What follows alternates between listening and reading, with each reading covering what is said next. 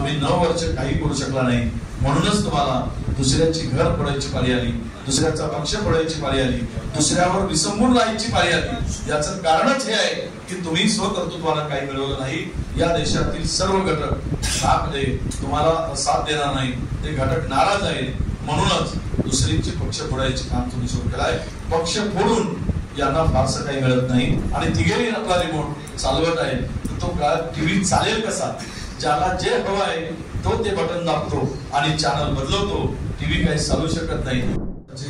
वेदना, दुःख आणि जाणण्याबरोबरच माणसाला माणसाशी जोडून हा देश, खरं हे राज्य एक उत्तम राज्य बनवण्यासाठी या सगळ्या त्रिकुटांना जे 56 इंचीची छाती म्हणून मिरवत होते त्या लोकांना आता मला सांगायचं आहे की तुम्ही 9 वर्ष काही करू शकला नाही, म्हणूनच तुम्हाला दुसऱ्याची घर फोडायची पाळी आली, दुसऱ्याचा पक्ष फोडायची पाळी आली, दुसऱ्यावर विसंबून राहायची पाळी आली। याचं कारणच हे आहे की तुम्ही स्वकर्तृत्वानं काही मिळवलं नाही, तुम्ही ते काही करू शकला नाही।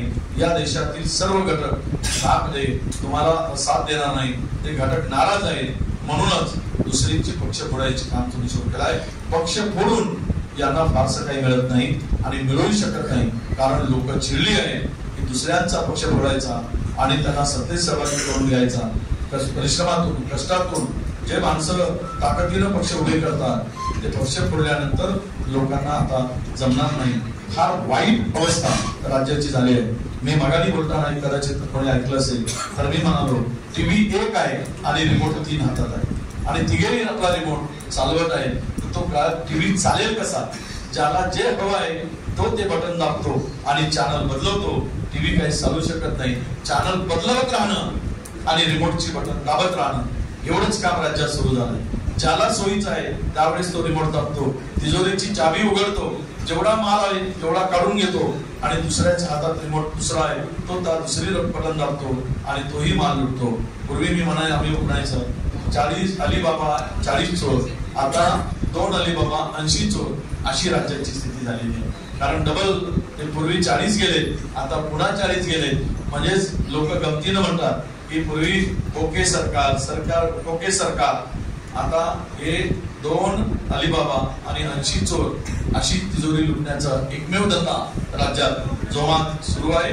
आणि यामुळं आपण हे राज्य कुठल्या दिशेने जाईल यासाठी माणसाच्या लक्षात महागाई विशेष करून फार अवस्था वाईट।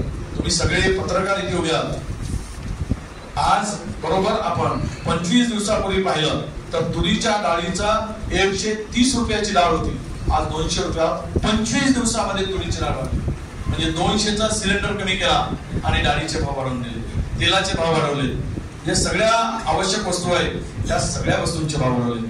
जर चार्ट आपण काढला 2014 मध्ये सिमेंटचा दर 130 रुपये बॅग होती, त्यावेळेस स्मृती इराणी आणि आमच्या हेमा मालिनीताई आणि आमचे सर्व महिला भाजपच्या या पेट्रोल घालून रस्त्यावर उतरत होत्या आणि दर लिहित होत्या।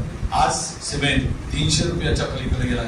याचं कारण असं आहे सिमेंट इंडस्ट्रीमध्ये आजच्या घटकेला 42% सिमेंट इंडस्ट्रीवर, सिमेंटवर ताबा अदानीचा आलेला आहे। पुढच्या 7-8 महिन्यामध्ये हा वाटा 60% वर जाईल आणि त्यावेळेस सिमेंटचे दर या राज्यातील गरीब माणूस घर बांधेल असा होईल, 400 रुपयाच्या वर बॅग जाईल।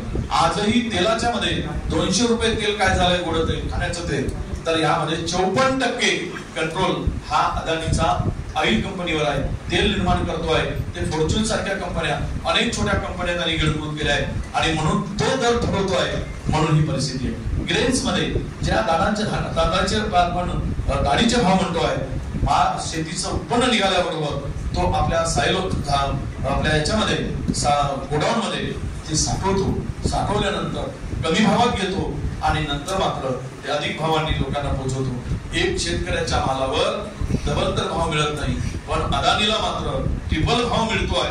असे सर्व सेक्टर, लोखंड असेल, कोळसा असेल, सिमेंट असेल, डाळी असतील, कडधान्य असेल, या सर्व गोष्टीवर आणि जेवढ्या माईन्स असतील सगळ्या महागड्या माईन्स, जाल पर्वाचा निर्णय तुम्हाला कदाचित माहित नसेल की मागच्या सेशनमध्ये एक बिल आणलेलं गेलं, त्या बिलामध्ये जो 1978चा वनसंवर्धन कायदा होता त्यामध्ये बदलण्याचं काम सुरू केलं गेलं। अमेंडमेंट आणण्याचं काम सुरू केलं गेलं. ज्या ठिकाणी आपले जे मिनरल्स आहेत, जे प्लॅटिनम सारखे आहेत, जे गोल्डचे आहेत किंवा जे महागडे मिनरल्स आहेत, त्या ठिकाणी आता 1 महिन्याच्या जे मिनरल्स जंगलात आहेत आणि हे सर्व आमच्या अडाणी साहेबांनी काबीज केलेलं आहे. त्यांना हे सर्व मिनरल्स काढता यावे, तो मोठा व्हावा म्हणून वन संवर्धन कायद्यामध्ये सुद्धा बदल करायचा निर्णय केंद्र सरकारने घेतला आहे. इतकं